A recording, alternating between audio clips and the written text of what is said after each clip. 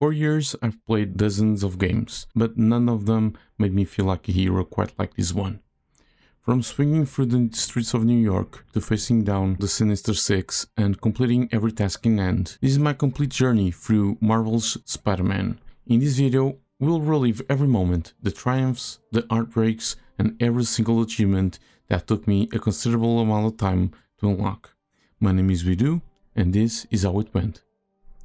We kick things off with Peter Parker waking up to a police alert, throwing on the suit and swinging straight to Times Square, where a big crime scene is unfolding. The first section acts as a tutorial, web swinging through the city, learning combat, and feeling the sheer freedom of being Spider-Man. While swinging, Captain Yuri Watanabe calls, filling us in on the big target, Wilson Fisk, aka Kingpin. At the same time, Dr. Otto Octavius rings Peter, asking him not to be late for a crucial lab demo. We arrive at Times Square just in time to help the NYPD fighting off waves of Fisk's thugs. The combat feels fluid and cinematic, and before long, Yuri calls again about an explosion at Fisk Tower. Time to head there. Inside the tower, we get our first taste of stealth and vent crawling, as Fisk tries to wipe his servers. Aunt May calls mid-fight, worried as usual, but Peter brushes her off. After stopping the data wipe and taking out more goons, we make our way up the building, helping bomb squads and civilians along the way. Finally, it's time for the big showdown. Spider-Man versus Kingpin himself. He's got turrets,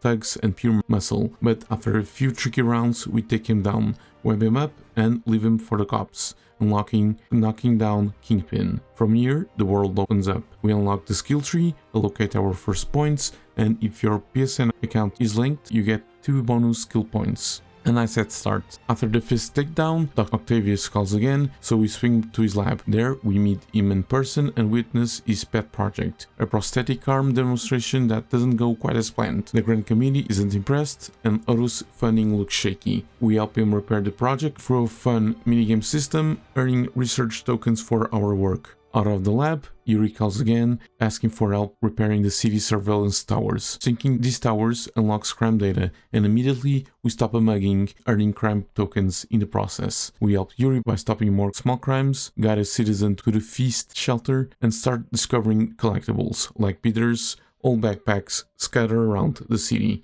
which grant backpack tokens. Next, we handle more crimes for Yuri and sink additional towers before heading back to Octavia's lab to fix up Spidey's torn suit. Unfortunately, Otto walks in just as Peter's working on it, almost discovering his secret. The next morning, Peter wakes up with a note and a brand new spider suit, ready to test it out. After sinking a few more towers and gathering backpacks, we are sent to clear out a Fisk hideout. This is where the game introduces gadgets. We craft the impact web, upgrade it, and unlock the scientific method achievement. The hideout battle is intense. 6 enemy waves, new enemy types, and the need for perfect dodges. By wave 4, my reflexes finally clicked, earning me Spider Sensible. After wiping out all 6 waves, Yuri informs us there are more Fisk hideouts scattered around the city, perfect for farming base tokens. We then unlock the landmark tokens mechanic by photographing New York's most iconic buildings, starting with the Empire State Building itself. These tokens help craft new suits and upgrades, and they are a great excuse to sightsee around the city. Martin Lee from Feast calls, inviting Peter to visit, so we swing by, helping Aunt May, and Martin set up a surprise celebration for her. But peace doesn't last long. Yuri calls about a silent alarm at an auction house linked to a Fisk's art collection. Here we meet MJ for the first time in the game, investigating the scene together. MJ sneaks around the auction house, while a woman named Rose gives a tour of Fisk's art. We find a mysterious statue that hides files about something called Devil's Breath. Suddenly, masked men, the demons, break in. We handle them as Spidey, but MJ loses the files. Later, at dinner, Peter and MJ discuss what happened and their complicated past. Just when things calm down, Yuri calls again. The Shocker is back in town. On our way to his location, I got enough backpacks to unlock Lost and Found. We chase him through the streets in a nice speed pursuit that's tricky at first, but super satisfying once you get the rhythm. We capture him, but he escapes using his shock blasts. Another chase ensues, and this time we take him down for good. MJ calls about the mysterious mask from the auction house, so Peter consults Martin Lee at Feast. Lee warns her to stay away, the mask belongs to dangerous people. Shortly after, Dr. Octavius calls Peter back to the lab, where Norman Osborn himself shows up, shutting down their project and humiliating Otto. We learn about Harry Osborn's research stations scattered around the city, and Peter checks one out, analyzing toxins and taking photos of faulty equipment. While swinging through the rooftops, we unlock Winged. Then bad news. Shocker has escaped again. We confront him at the bank for a rematch. It's easier this time, but still intense. After defeating him for good, we unlock Shock and Awe. With the city quiet for a bit, we explore side missions and collectibles. Completed the Spider-Man PI side quest, and hitting traversal benchmarks earns us King of Swing. Yuri calls again. The demons are targeting Fisk properties. We team up with Officer Jefferson Davis, stealthily clearing out a shipyard full of enemies. We get a new gadget, the electric web, and after some detective work, uncover a tunnel where the demons stole some weapons. A huge fight breaks out, ending in a high-speed chase that nearly causes a subway collision. Officer Davis saves Spider-Man at the last second. He becomes a hero, earning media attention and an invitation to an upcoming award ceremony. Meanwhile, Peter gets evicted, loses his stuff, and tracks down a garbage truck to recover his belongings, including a USB drive with all the Spider-Man data. We unlock the web bomb, one of the best gadgets in the game, and shortly after, the Snappy Dresser achievement for trying 5 different types of suit. Black Cat reappears through a mysterious phone call, teasing Peter with stakeouts across the city. After completing the first one, we unlock Cats Out of the Bag. Aunt May calls, offering Peter a spot at the shelter to rest, and we take a moment to sync every surveillance tower across New York, unlocking amazing coverage. Finally, Yuri thanks us for bringing the city surveillance system fully online. We swing up to the Avengers Tower, climb all the way to the top, and unlock Hero for Hire. Then it's time to relax. We stop by a feast, take a quick nap, and start collecting some moose pigeons for Howard. Jefferson Davis asks Spider-Man to check on the inner demons due to them trying to take over Fisk buildings, and save New York yet again from a falling helicopter. Act 1 ends with the emotional Jefferson Davis award ceremony and the explosion that changes everything, introducing Miles Morales and unlocking Demons Emerge. Act 2 picks right after the devastating award ceremony explosion. Peter's shaken, but there's no time to rest. The inner demons are on the move, and Martin Lee seems to be at the center of it all. Yuri calls, and Peter tells her he's convinced he saw Lee before the bombs went off. To prove it, he dives back into detective mode, sneaking into demon warehouses across the city. Inside one, we find evidence of a full-blown campaign against Mayor Osborn, and even better, a new gadget, the Trip Mine. After clearing another demon warehouse, we run into a brand new threat, Silver Sable and her private army, Sable International, hired by Osborn to protect the city. Back at Feast, Peter sneaks into Martin's Lee office and discovers Lee's secret lair, complete with Devil's Breath research, ancient masks, and booby traps. He escapes just before Lee arrives and uses his powers to make the shelter's residents attack Peter. Peter calls Yuri and MJ to fill them up, realizing Devil's Breath might be more dangerous than anyone thought. MJ and Peter set up a dinner date, but before that, Otto wants help in the lab. So we swing back to tinker with his prosthetics, solve a few puzzles for extra research tokens, and get some sweet character moments that make Otto oddly sympathetic. Afterward, I take a break from the main story to clean up the map, catching a few hours pigeons, clearing bases, and getting a 100-hit combo, unlocking so many hits. Shortly after, I finish every objective in a Fisk base, earning Ace the Base. When Peter finally meets MJ for dinner, she drops a bombshell. She's been investigating one of Lee's warehouses and found out that Tombstone is working with the demons on some kind of armored vehicle. Their reunion is cut short by a new crisis. Charles Stennis, Oscorp CFO, is under attack. Swinging to Stennis' apartment, we find the building crawling with inner demons. Between rooftop fights, earning the and Stay Down achievement, parking garage battles, and fleeing from being gunned down, we manage to save Standish, who reveals that the demons are hunting Oscorp scientists. One name stands out, Dr. Isaac Delaney. Before going after him, I spend some time cleaning up the city, tackling demon crimes, collecting tokens, and testing out a mysterious new challenge crate from an anonymous source. These turn out to be the Taskmaster challenges, timed combat, drone, stealth, and bomb missions that push your skills to the limit. I complete one and barely scrape by. MJ soon calls saying Dr. Delaney is at the ESU Halloween party, so we swing over to campus. The party scene is great. Peter has to figure out which costumed guest is Delaney, surrounded by fake Mysterios, lizards and vultures. But before we can reach him, the demons strike again. Mr. Lee corrupts Delaney, forcing him to reveal another Oscorp scientist, Dr. Morgan Michaels, before Delaney takes his own life. Yuri and MJ are updated, and Peter decides to sneak into Oscorp to dig deeper. While sneaking through Sable's heavily guarded Oscorp tower, we disable security modules around the building and evade Sable drones. Inside, Peter finds out the truth.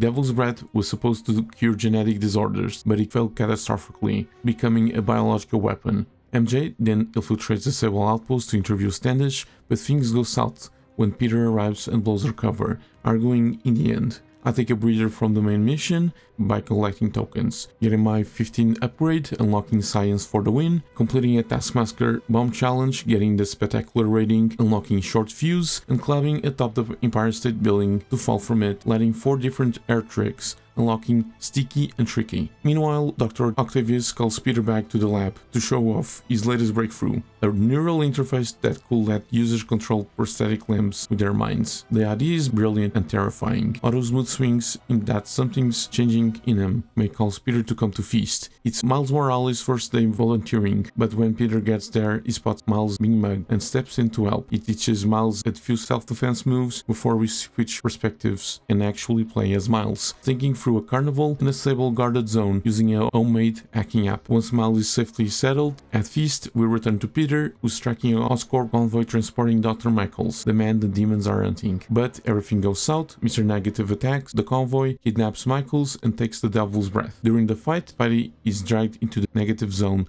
a surreal, shadowy realm filled with corrupt civilians. The boss fight that follows is chaotic but cinematic, and we barely survive it. Sable immediately blames Spider-Man for the chaos, because of course, she does. Dr. Michaels calls after the attack, giving Peter a lead on the Devil's Breath location, and with the city now under siege, it's time to regroup. Before continuing the main story, I take a detour to handle side missions like The Network is Down and Tombstone on the Move, setting up a mini questline with Tombstone. I also collect more landmark, research and backpack tokens, because let's be honest, the suits aren't going to craft themselves. Eventually, we find a vehicle that carried Devil's Breath, but it's empty. When Peter tries to contact MJ, we switch to her POV again, this time inside Grand Central Station, where she witnesses Mr. Lee preparing to unleash Devil's Breath using Oscorp tech. MJ has to disable drones, sneak around armed demons, and coordinate takedowns with Spider-Man. After a tense countdown, MJ stops the dispersal, and Peter jumps in to finish off the demons. During this, we hit our 75th stealth takedown, unlocking Arachnophobia. Spidey then chases Mr. Negative through the subway system in an epic boss fight. Once you learn these patterns, it's all about timing your dodges and counterattacks. We defeat him, and Sable forces take him to the Raft, the high security prison for supervillains. I have completed yet another round of side missions, Snipe Hunt, TikTok, Internet Famous, and College Buddies, setting up for a small questline. Dr. Octavius unveils his final prosthetic design, a set of powerful mechanical arms that connect directly to his brain. His demeanor has completely shifted, full of anger and obsession. And when Norman Osborn shows up on TV, Otto loses it, smashing the screen. Meanwhile, Devil's Breath is stolen again, and chaos erupts across New York City. Yuri calls Spider-Man to help contain a massive prison break at Rikers Island. We fight through endless waves of inmates, take a helicopter to the raft, and that's where everything explodes, literally. Electro releases the prisoners, Rhino smashes through walls, Scorpion leaps into the fray, and Vulture swoops in from above. It's total mayhem. Just when you think it can't get worse, Mr. Negative returns, and we discover the mastermind behind it all. Dr. Octavius is officially gone full Doc Ock, assembling his own Sinister Six and throwing Spider-Man into the sea, unlocking the Six Assemble. We open Act 3 with pure devastation. Doc Ock has unleashed Devil's Breath in the middle of Times Square. Within hours, the entire city is infected. Chaos spreads everywhere. Prisoners run loose, civil soldiers are on high alert, and civilians are terrified. And May is one of the many victims. MJ is trying to uncover the truth, and Yuri is barely holding the police together. Worst of all, Spider-Man is not considered a public enemy. Everyone's hunting him. With the world falling apart, I take a step back to breathe and dive into some side content. I tried the drone Taskmaster challenge, which quickly became one of my favorites. It's intense, fast, and tests your web slinging precision. I scored a spectacular rating, unlocking Spy Hunter. But I'm not satisfied, so I keep pushing, replaying it again and again until I finally reach the ultimate rank, unlocking Master's Education. Turns out that the mystery challenger is none other than Taskmaster himself, who keeps taunting Spider-Man through the city comms. The main story kicks in again when Yuri calls for backup. Electro and Rhino are tearing through police precincts across Manhattan, and the city's falling apart faster than ever. We start with Electro. He's powering up, transforms across rooftops, surrounded by inner demons. It's a mix of combat and puzzle solving, ending in a flashy showdown where we finally cut the power. Then we race across town to face Rhino, who's smashing through everything in sight. The fights feel desperate. Sable soldiers are everywhere, prisoners flood the streets, and every mission feels like survival. Finally, we regroup at the Veterans Center to help Aunt May, MJ, and Miles. It's a moment of calm before the storm, but not for long. Peter investigates the aftermath of the Times Square attack, collecting samples of Devil's Breath and tracing them back to Doc Ock's secret lab. Inside, we uncover his full plan, blueprints, research, and a terrifying revelation that he's been preparing this for months. He's built the Sinister Six from scratch, giving each member a custom tech: Vulture's flight harness, Scorpion toxin tail, Electro's power suit, Rhino's armor, all designed by Octavius. We also find his message to Martin Lee, Icarus, but it's a trap. The whole place explodes. Suddenly, Vulture swoops in and carries us to the sky while Electro launches attacks from every direction. It's a 2-on-1 boss that's absolute chaos. After a few failed attempts, I finally figured it out. Take down Vulture first, then finish Electro. With both defeated, we unlock Grounded. We got the reservoir to check on Scorpion, however he ambushes us, injecting Spider-Man with his hallucinogenic toxin. The world turns into a twisted nightmare. The city flooded with poison, giant scorpion tails striking from every direction, and Doc Ock's voice echoing in Peter's head, calling him a failure. We swing across rooftops to gather ingredients for an antidote, fight off hallucinated clones of Scorpion, and finally cure ourselves. At this point, I take a break from the main story to handle side missions and achievements.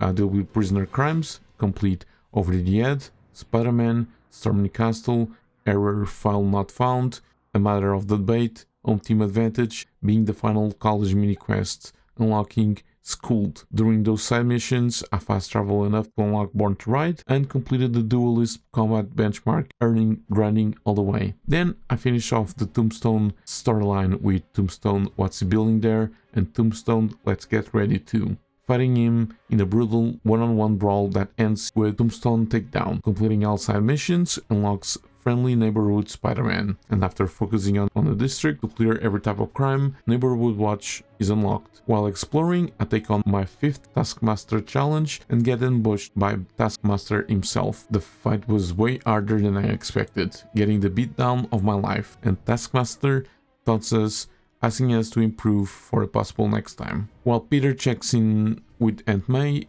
Miles goes on a supply run and of course ends up in danger. We switch to his POV again as he sneaks through a destroyed relief center, evading Rhino in a tense stealth sequence straight out of a horror movie. After Miles escapes and takes down escaped convicts, we cut back to Spider-Man, who tracks Rhino to the relief center and faces him head-on. Rhino charges, Scorpion joins mid-battle, and suddenly it's two bosses at once. Dodging Rhino's attack while webbing down Scorpion is a real test of patience, but eventually Scorpion taunts Rhino into ramming him, and Peter seals them both inside a shipping container, unlocking Sting and Smash. MJ calls next. She can't find the Devil's Breath lab anywhere, so her only lead is Osborn's penthouse. We switch to her POV again, and as she sneaks past Sable guards, stuns enemies, and discovers shocking secrets. Inside Ares' room, MJ learns that Ares has been suffering from a terminal disease and finds the access code, sneaking past more guards and reaches the hidden room where she discovers the origins of Mr. Negative's power and Norman's involvement in everything. Silver Sable nearly catches her, but MJ escapes by leaping off the building with Spider-Man catching her midair. Back at Feast, Peter and MJ regroup, deciding it's time to win this once and for all. At Oscorp's record center, Spider-Man arrives to find the place under siege by the demons and Sable forces. He fights his way inside, teams up with Silver Sable for a truce, and heads underground to find Norman Osborn. There, Mr. Negative ambushes him, dragging him back into the negative zone for one final showdown. The battle is wild. Massive energy blasts, shadow beasts, and waves of corrupted enemies. After surviving the chaos and delivering the final blow, we defeat Lee once and for all, unlocking Staying Positive. But before Peter can catch his breath, Doc Ock appears. He's stronger than ever, takes the Devil Breath antidote, kidnaps Osborn, and nearly kills Spider-Man. Silver Sable and Dr. Michaels rescue Peter, bringing him to Feast to recover. When he wakes up, he finds May gravely ill. MJ gives him one of her best pep talks, and meanwhile, the spider from Osborn Lab crawls into Miles, biting him.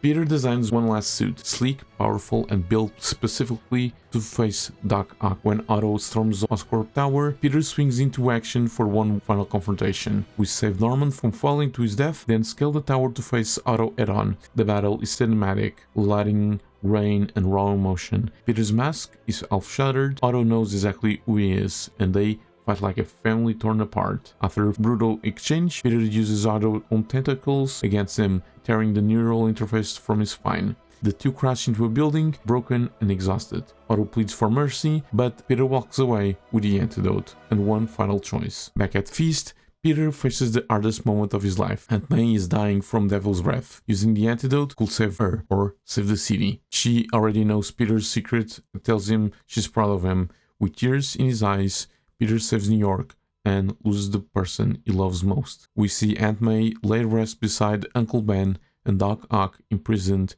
at a raft. Months later, Peter and MJ reconnect, slowly rebuilding their relationship. In a touching final scene, Miles Morales shows Peter his new powers, and Peter reveals he's not alone in being Spider-Man. Meanwhile, in Osborn's penthouse, Norman visits his secret lab, revealing Harry suspended in a tank with something alive pulsing inside, unlocking Endgame.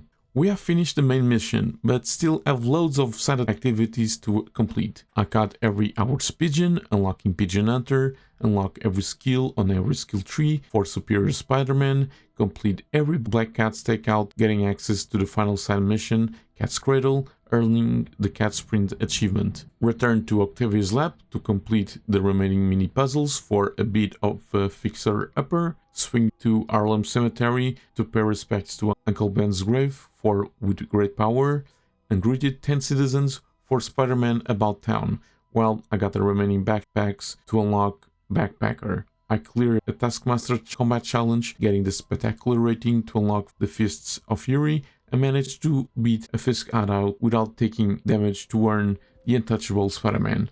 While clearing crimes on enemy bases, I managed to get 10 vehicle takedowns, earning Overdrive and a Get Out for using the Trip Mine on 10 pairs of enemies. I tried out my first Taskmaster Stealth Challenge, and to my surprise, I was able to clear it pretty quickly with the ultimate rating, unlocking Ninja. And before I noticed it, I cleared the last Taskmaster Challenge, unlocking Challenge Finder. While trying to complete my next assignments, Taskmaster ambushed me again to yet another fight, but this time I'm ready. The battle is still tough, but my combat skills have come a long way. After a long duel, I finally defeat him, unlocking Master of Masters. Then I returned to the grind, finishing research stations, photographing landmarks, and clearing enemy bases. When I snap my final landmark photo, I unlock sightseeing, and when I complete the last research station, it gets me R&D. With this grind, I was able to get all necessary tokens to craft my final gadget upgrades, unlocking full arsenal. The only things left are random crimes and faction bases. I got district by district, taking down several outposts, Fisk hideouts, demon warehouses, and prisoner camps. Each completion nets its own achievement. Mercenary tactics for the last Sable outpost, All the King's Men for the final Fisk hideout, Back in the Slammer for the last prisoner camp, and Inner Sanctuary for the last demon warehouse. Along the way, I buy the final spider suit, unlocking a suit for all seasons. Then I cleared the final Sable Crime and officially hit 100% completion, unlocking I Art Manhattan. Even after finishing the main story, Spider-Man's work is never done. With the city still recovering from the Devil's Breath crisis, a new wave of chaos is rising. The Magia crime families are back, and someone's playing both sides. Let's dive into the DLC trilogy: the Heist, Turf Wars, and Silver Lining. We kick off with a new case. MJ is reporting on a police raid involving a stolen art piece called the Maria. The Magia want it back, and Spider-Man's headed to the museum to stop them. Inside, we take down thugs and investigate the gallery until a familiar face appears. Black Cat. She's back and as mysterious as ever. She swipes the painting, reveals a hidden USB drive, and disappears through the glass, unlocking The Cat Came Back. MJ digs into the USB data, while we chase explosions across Midtown. Bombs, thugs, chaos, and now Magia crimes are unlocked as new side activities. Detective Mackie calls from the precinct, asking for help recovering stolen art pieces. Turns out these are paintings tied to Walter Hardy, the original Black Cat, Felicia's father. After recovering the first one, we get a lead. Felicia stealing again, this time to protect her son. While MJ investigates, Screwball makes her grand reappearance, launching a social media challenge that turned into explosive side missions. The first one's a disaster for me. I completely botched the timing by her audience and vow revenge. Having the location of Black Cat, yet again, we chase her across rooftops, finally cornering her, but like always, she slips away, unlocking Here Kitty Kitty. Later, MJ infiltrates a magic compound to gather evidence, and Spider-Man teams up with Felicia to locate Emerald and stolen cash. I complete every magic crime in a single district, unlocking disorganized crime. And after partnering up with Felicia yet again, we learn the truth. There was never a son. It was all the setup. Felicia's been using Spider-Man to get Emerald wealth. As she escapes, Emerald blows her place sky high. Felicia's fate unknown, unlocking by Felicia. Before wrapping up, I clean up the city, clearing every magic crime, nabbing every stolen painting, and getting ultimate ranks on all Screwball challenges, unlocking Screwy. Finally, we learn the big twist. Detective Mackie isn't Mackie at all, he's Walter Hardy, Felicia's father, alive and in hiding. He thanks Peter for protecting her and disappears into the night, unlocking the long con and seduced by the city after completing everything in the first part of the DLC. The second part of the DLC picks right up where the first left off, with magic, families in chaos, and Emerald tries to seize control, turning New York in a full-blown war zone. We open mid-battle, Spider-Man and Yuri Watanabe fighting Emerald's goons in the police raid, but inside, Emerald himself is waiting. The lights go out, gunfire erupts, and Yuri's entire team is wiped out. He barely survives, unlocking pulling the trigger. Grieving and furious, Yuri spirals into obsession. Spider-Man investigates a bar frequented by mobsters using a Spider-Bot to eavesdrop. We discover Emerald's been stealing several international tech to build himself into a walking tank. As Emerald crimes open up around the city, MJ calls with updates, while we escort a police witness through an ambush. The convoy is attacked, we defend it, head to the Auerbach Theater. However, it was a little too late to save the Mafia Dons from being kidnapped. And just when things couldn't get any worse, Screwball is back again with new internet breaking challenges that somehow always involve explosives and humiliation. I take on her first stealth challenge, score an ultimate rank, and she still mocks me. We help Yuri with yet another couple of convoys, but they were all a ruse for Emerald to strike down on the police precinct, leaving a path of devastation, making Yuri about to take Emerald down herself. When Spider-Man tries to talk her down, she threatens Spider-Man, going on her way, unlocking crossing the thin blue line.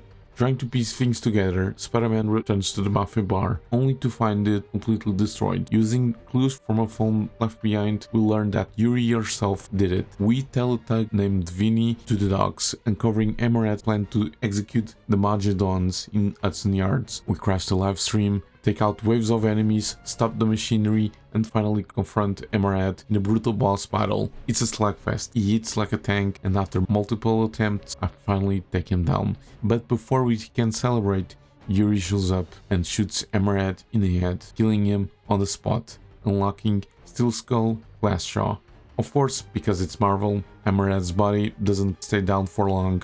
An ambulance scene reveals him being revived. Between missions, I handle side content. All Emerald's crimes in the district, earning the gang war, finishing every screwball challenge for turning the screw, and clearing the last Emerald front, unlocking Prohibition. Finally, after a quiet chat with MJ, we end part 2 with the bittersweet "The City is my family." The final part of the DLC opens up with MJ narrating a recap. Emerald's alive, fully cybernetic, and Silver Sable is back to reclaim her stolen tech. At an Oscorp facility, Spider-Man tries to stop Emerald's thugs, only for Silver Sable herself to attack him. The fight is fast and brutal, ending in a standoff before she escapes, unlocking frenemies. And because no DLC is complete without her, Screwball returns one last time with more challenges. I failed spectacularly at first, but after a few retries, I finally scored the ultimate rank. As we help the police fend off Emerald's forces, MJ calls with the lead. Emerald is targeting Oscorp shipping routes. After an insane truck chase that somehow loops around 2 blocks, we team up with Silver Sable to stop the convoy. She's ruthless, but Spider-Man convinces her to join forces, and they shake hands. Meanwhile, we meet David, a former Sable agent trying to recover stolen supplies for Simcaria. Helping him adds a touching sad story about loyalty and sacrifice. Then, undercover as Peter Parker, we follow some Emerald thugs to a pizza shop, learning about a man named Tony, one of Emerald's key allies.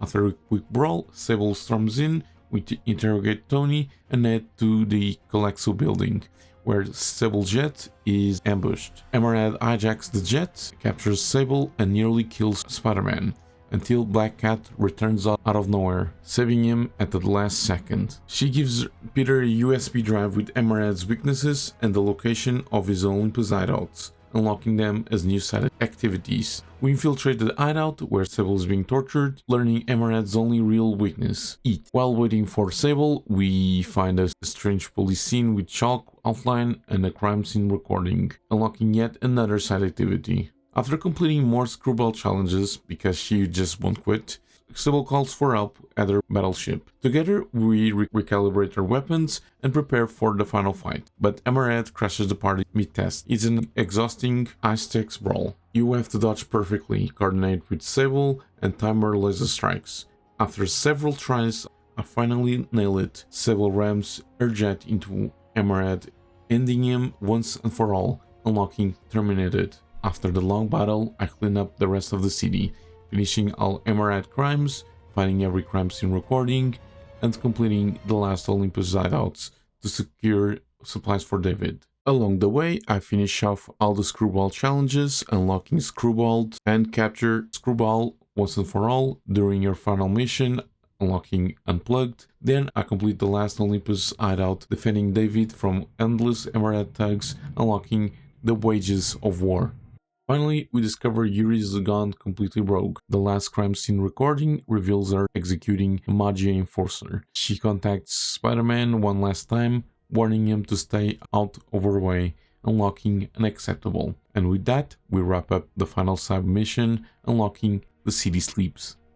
Even after clearing the main story and the DLC, there were still 2 achievements standing between me and completion: New Game Plus and Ultimate Difficulty. So I figured, why not knock them both out in one go? I booted up New Game Plus, cranked the difficulty straight to Ultimate, and braced myself for pain. I expected endless retries, boss fights that will break me, and enemies that could one-shot me, but it didn't happen. We start fresh, supposedly with the suit and gadgets reset, but all my experience from the first playthrough kicks in. Every dodge, combo, and counter feels sharper this time.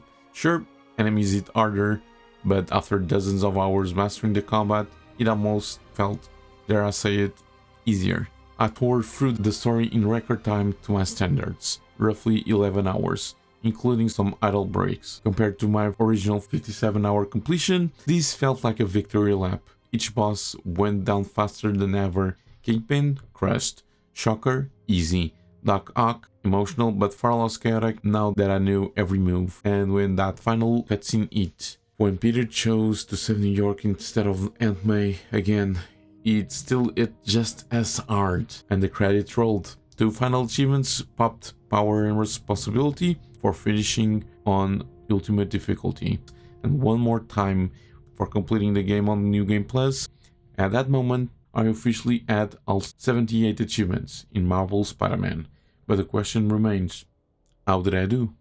In total, it took me just over 68 hours to 100% the game. That's everything: the main story, side missions, DLCs, collectibles, and New Game Plus.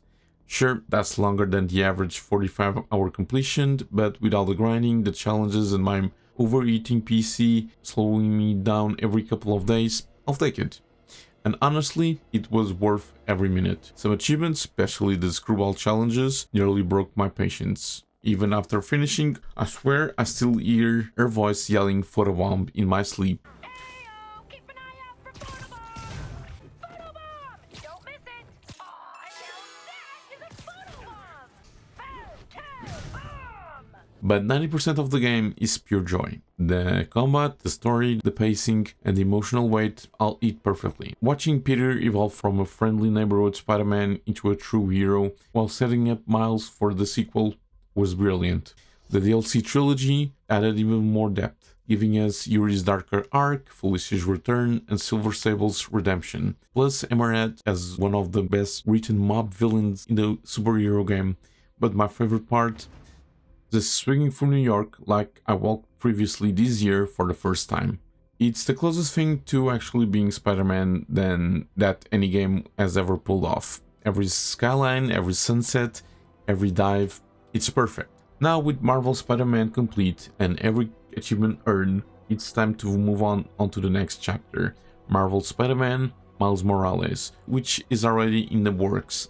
And yes, Spider-Man 2 is waiting on my hard drive, but I'm saving that one until I finish another couple of projects I've been working on. If you enjoyed this journey, hit that like button, subscribe if you haven't already, and let me know in the comments what part of Spider-Man was your favorite. Thank you so much for watching, and as always, stay amazing.